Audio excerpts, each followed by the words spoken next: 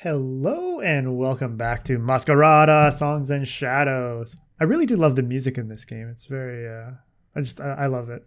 What we're gonna do is we're gonna continue on. We are trying to find out what happened.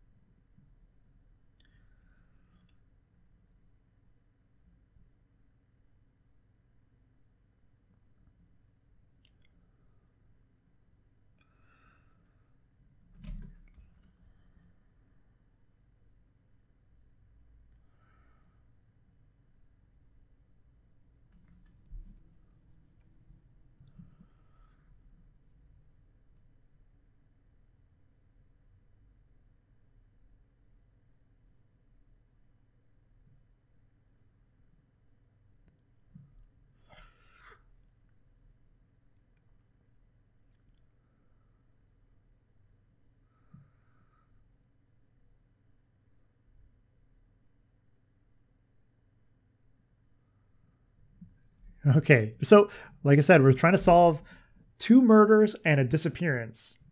We've got Calden. We got another thing on him. The man is a proficient healer, I will say that much. He knows how to handle himself well in battle, a trait, I must say, not often found within the Sorel del Mar, and even less something that I'd attribute to a relative of Razatov. I might be fond of the Regente, but he was not a fighter. Why, then, is his brother so well versed in Mirabusto? Perhaps the bond between my lanky friend and this large burly brother of his isn't as straightforward as it seems. Furthermore, he seems a little too curious about the history I share with his brother. Did Razatov not say very much to him about me either? A strange arrangement, considering their blood tie. The longer I travel with this man, the more I believe there's something he's hiding. Dun, dun, dun. Though we'd never admitted it, there was a hierarchy among the Inspettori. Depending on the task at hand, we weren't all equal. Pasha was the best diplomat of us all. Riva was the best fighter. Darius had an eye for reading the movements of economies. And Lucia's case was slightly different.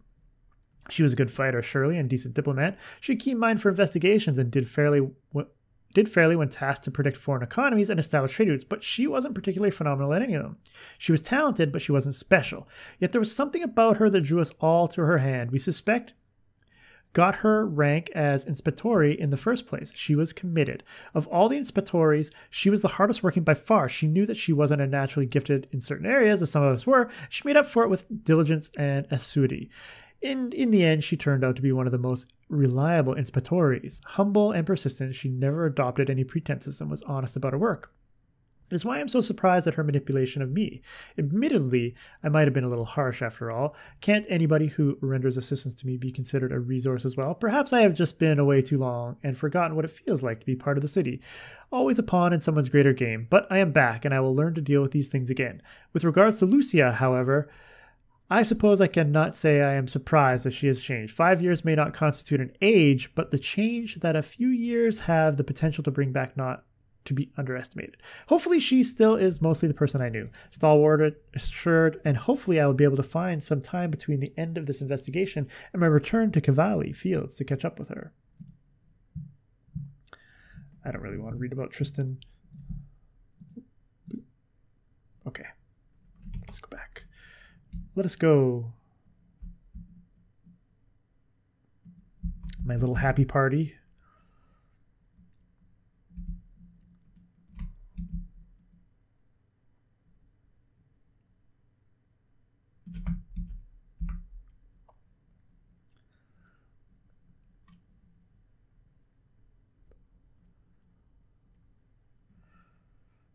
The White Spire Courtyard.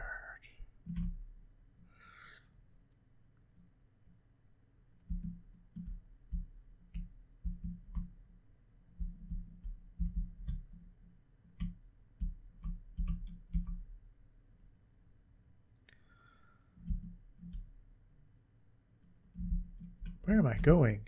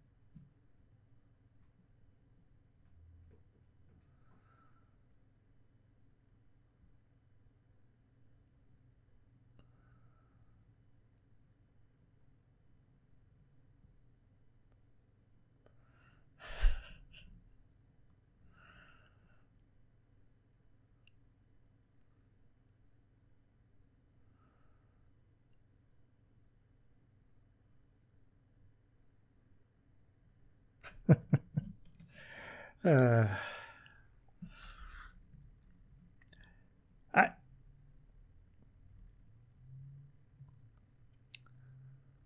Calvin Alzarus. Let's check it out. So the mariner is in charge of an orphanage. Few in the city would even think of shouldering such a burden. Life in Ombre is hard enough as it is without the responsibility of the lives of the young. The man's beginning to show himself to be kind of heart, which makes the fact that he's harboring a secret even stranger. What mysteries would a guardian of the innocent want to conceal? Like I said, the voice acting is great. The story so far has been pretty good. This game is really interesting. Let's go get this lore spot here first. The Quiet Order. Let's read up about the Quiet Order. Named after the disposition of its residents, the Quiet Order has since its inception been home to those of the registry who work from cloistered corridors and sequestered rooms. These men and women principally work in the fields of academia or deal with the nation's trade or international relations, and tend to prefer keeping away from the busy world in the city. Let's go over here. The War of the Bearings. It is difficult for me to speak of this war, as the story of its birth is so deeply intertwined that of my exile, but I have learned that the power of simply chronicling events can be somewhat palliative. The War of Bearings began 5 years ago, officially with the betrayal of my brother, Cyrus Gavar, who abused his position as custodian of the Hall of Bearings to siphon and distribute a large portion of the registry's cache of Mascherines to the mask runners of the city. In the years that followed his death, the freshly equipped mask runners attempted time and again to overthrow the forces that subdued them, the registry mainly, though their efforts seemed mostly in vain now that their passionate leader had perished. To the best of my knowledge, the efforts of the Civil War yielded little result but death mostly of mask runners, and now 5 years later, just as my exile has seemingly come to an end, so too seems the war to be petering out.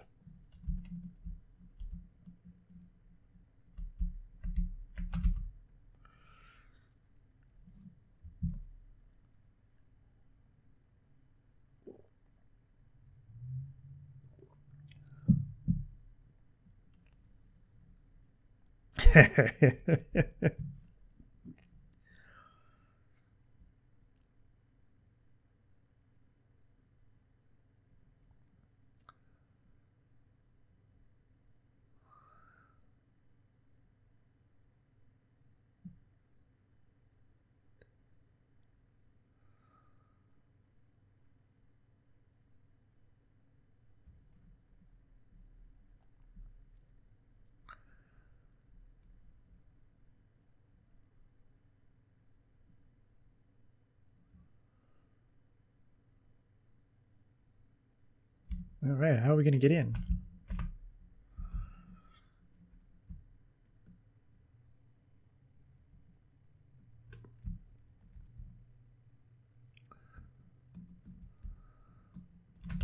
That's right, we're going to fight our way in.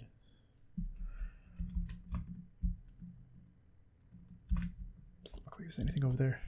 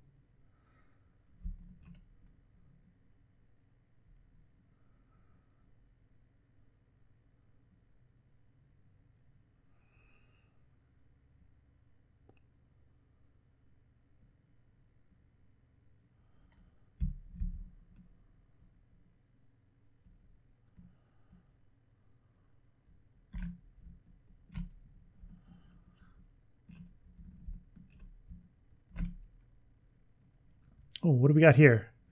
The blue bar represents companion's mask charge. Okay. Mask charge is generated passively and consumed to cast spells.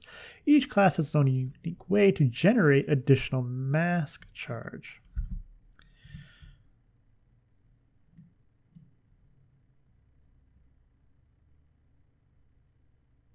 What does he have? Water spout.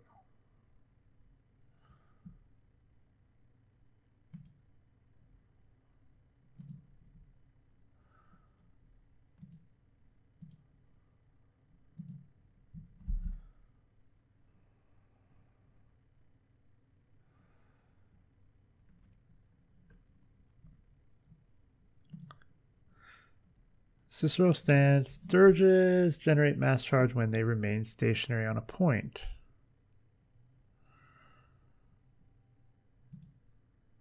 How do I look at the heroes?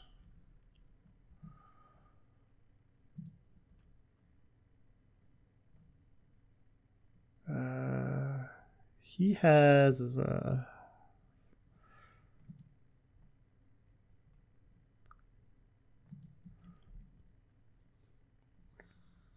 Calden. How do you tell what your class is?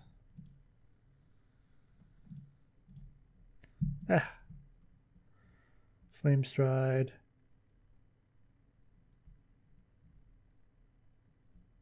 Maestro, Fireblade.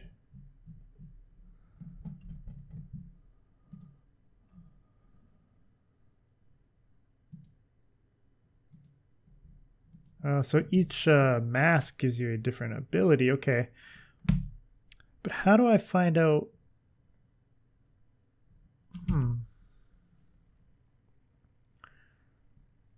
Skills, settings. No, not settings. Skills. Passive there.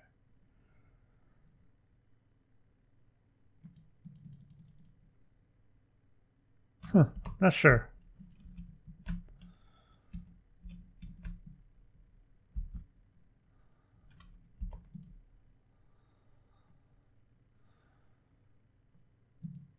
Let's go to him. Let's try and kill this guy off as quick as possible.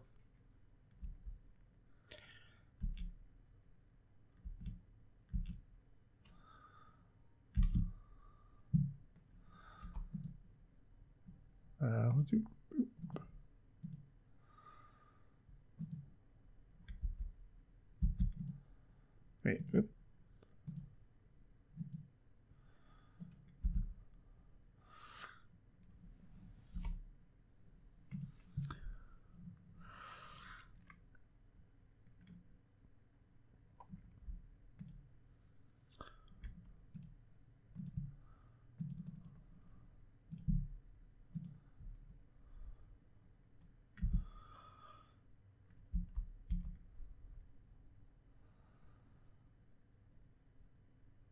Okay, the different stances. Gotcha. Okay. His stance, he only has the one. I just don't remember what it is.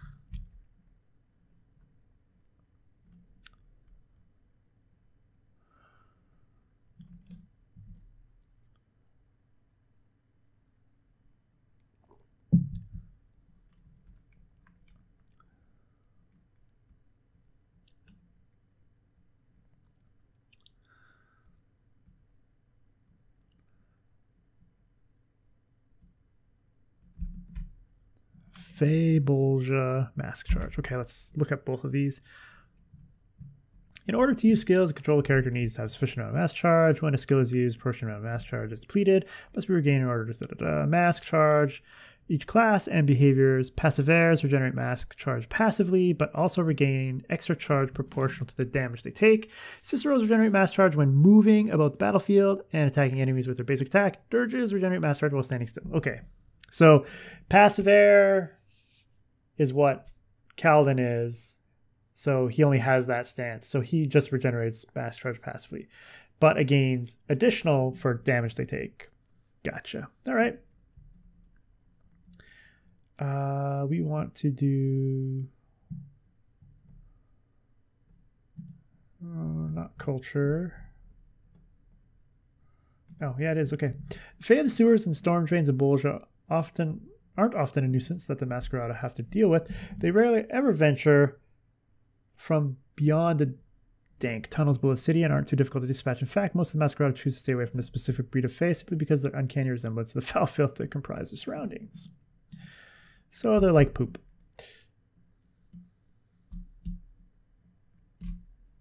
Well, that's a large one.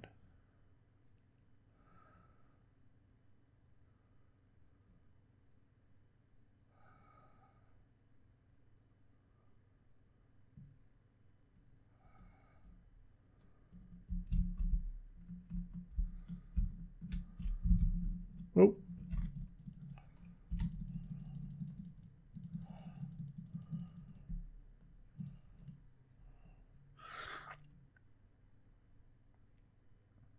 Let's dispatch this little one here.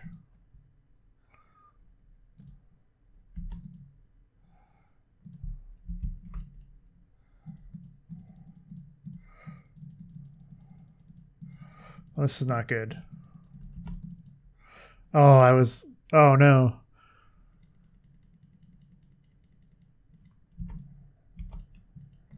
I gotta get out of that. I gotta kill this little guy. Okay, the little guy's dead.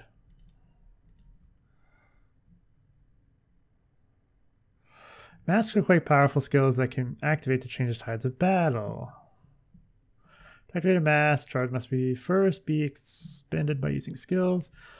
You can activate your mask when sufficient mask charge has been expended.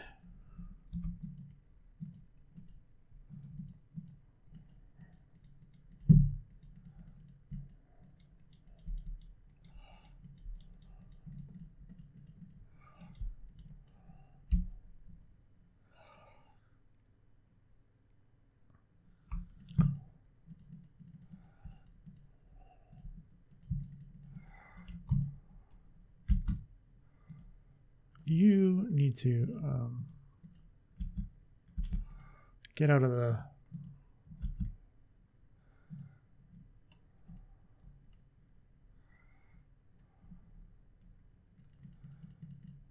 Oh, this is... Guys, come on. Okay, let's get you out of there. Get you out of there.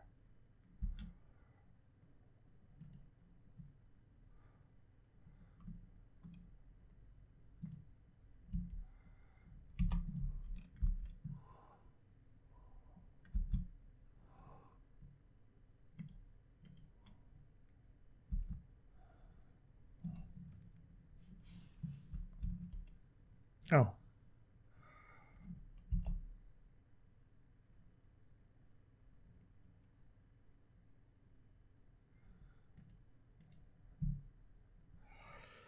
Whew. That was rough.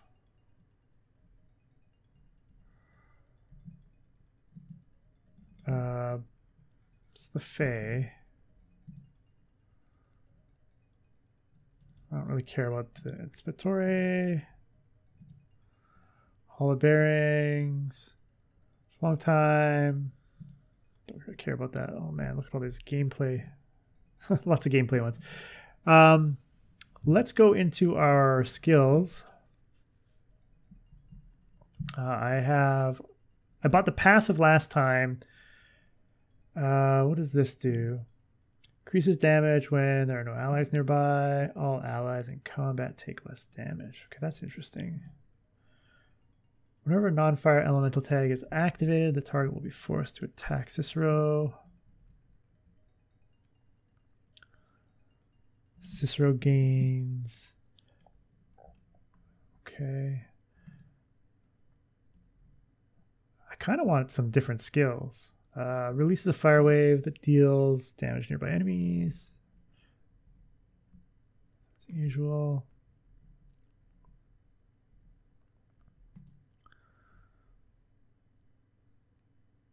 We're kind of like that.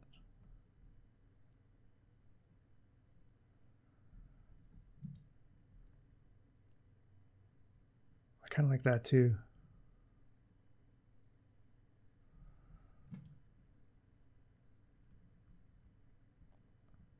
Do I want the familiars or fireballs? Let's go with the thunder wisps.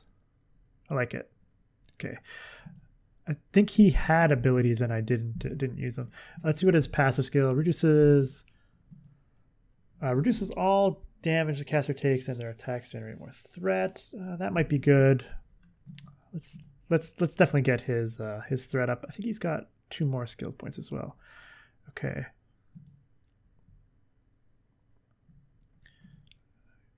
Energy pulse to restore focus. Stomps the ground. Damages enemies. Reduces incoming damage and absorbs some damage taken by nearby. Ooh. I kind of like this. Damage reduction ability. Okay.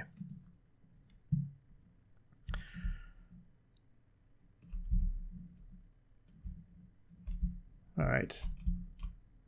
Very cool. So we fought our way through some Fae. We got some new abilities, and I'm still getting used to the combat. Basically, I'm going to have to get used to pausing and ordering the abilities, because I think I needed to move him out of taking all that mass damage. So you do have to pause and move your guys around a little more tactically than what I've been doing. So I'll get used to it as we go along. But hopefully what we'll do is we'll pop in here, and then we will wrap up the episode.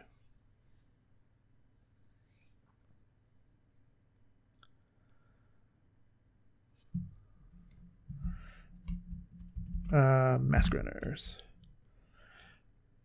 City of scoundrels, these have used masquerines they've acquired through whatever means to commit acts illegal in nature. This notion, however, throws a tidy blanket over the fact that a vast majority of them are simply doing whatever it takes to eke out a living in the difficult world. Okay, we'll wrap it up once we get out of the sewers.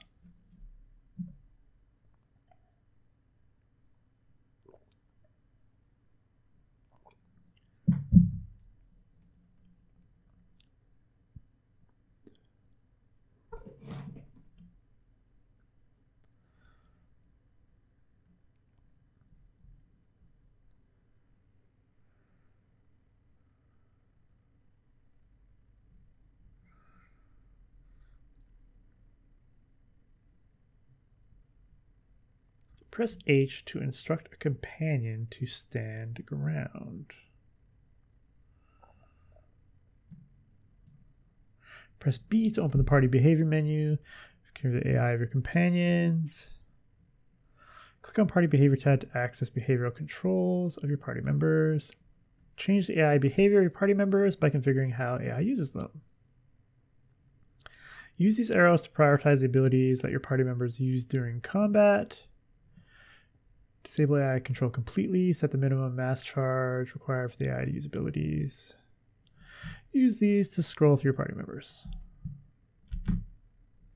Let's go H. Okay, first. Party behavior. Okay.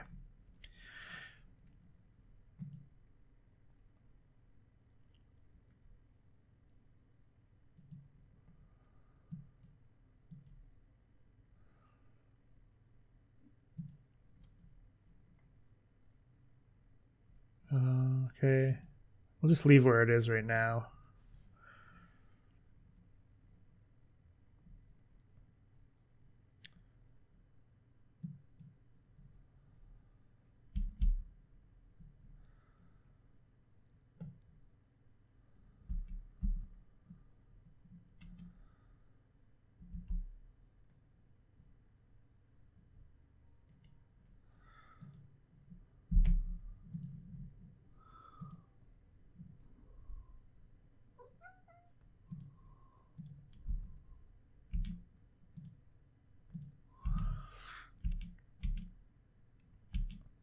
Okay, so this guy's going to do something that's going to cause damage. So I think it's beneficial for me to step out of it.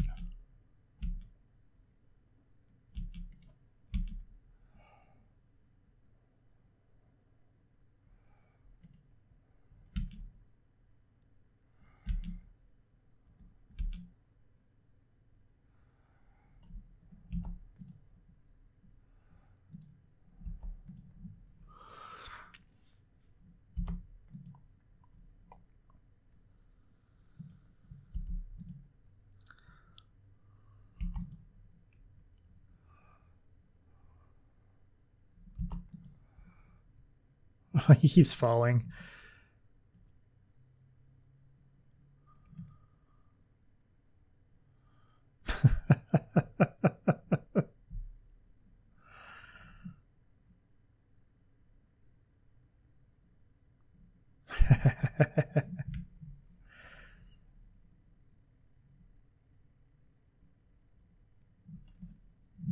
Thanks.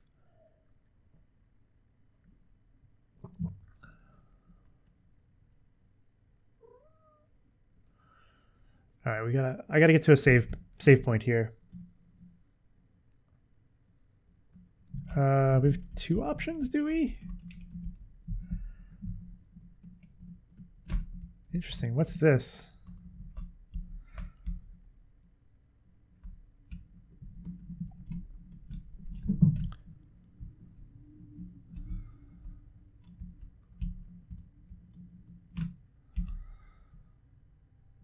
I don't understand. Of all the wards, why this one? I heard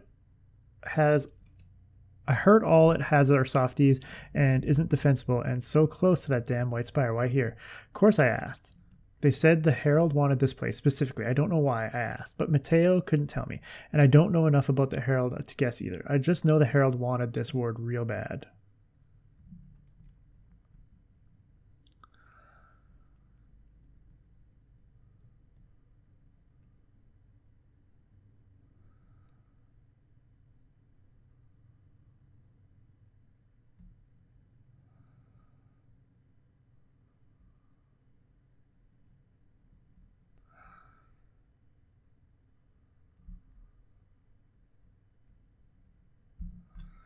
The Herald.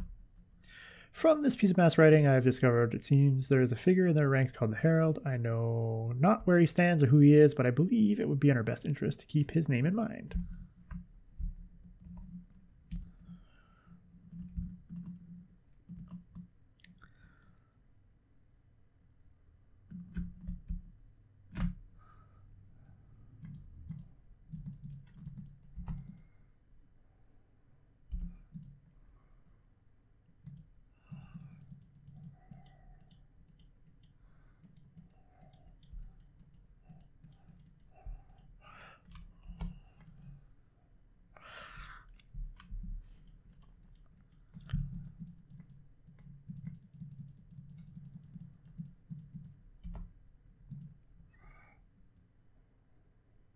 Oh, more? Come on.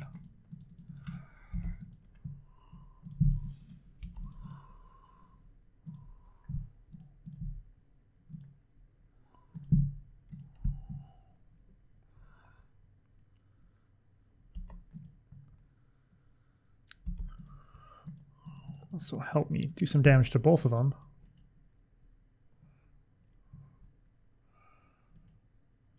So many bad guys. Can't go up there, okay.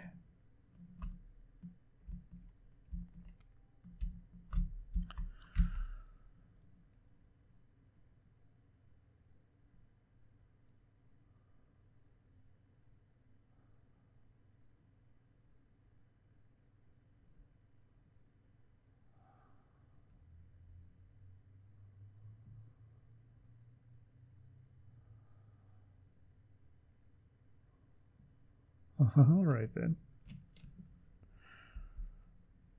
Raw Masquerine obtained. Oh. Cool. Oh, I like that. I like that. Okay, what was the other one?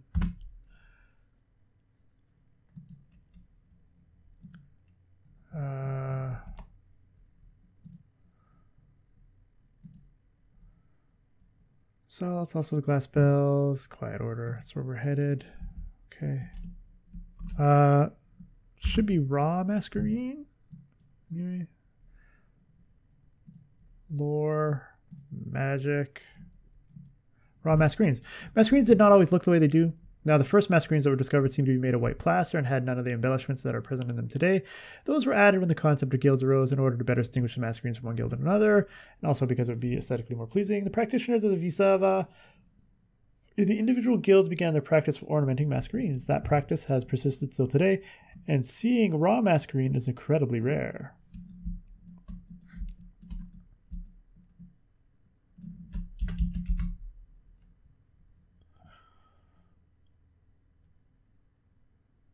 Okay.